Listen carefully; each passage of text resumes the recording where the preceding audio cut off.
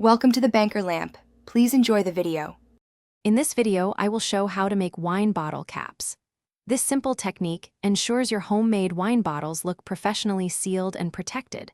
We will cover everything from gathering your few necessary materials to applying the caps for a perfect finish. It is a quick and satisfying process that adds a touch of elegance to your bottles, making them ready for gifting or long-term storage.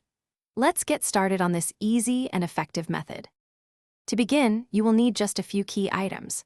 First, acquire heat shrink capsules, which come in many colors and sizes to match your bottle.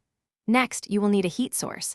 A heat gun works wonderfully, or you can use a pot of boiling water for a more traditional approach. Finally, ensure your wine bottles are already corked, with the cork sitting flush or slightly below the bottle's rim. These simple preparations set the stage for a smooth capping process. Now for the application.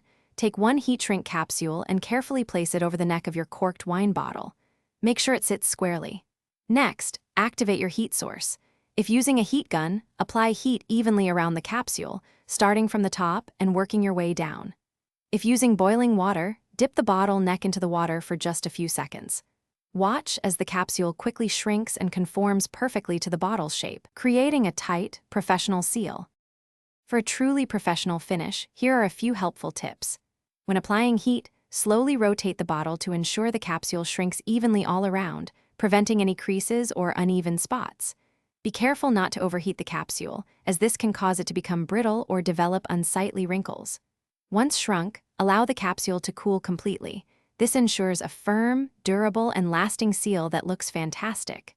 With these steps, your bottles will have a polished, store-bought appearance. Thanks for watching. If this was helpful, leave a like and consider subscribing. See you next time.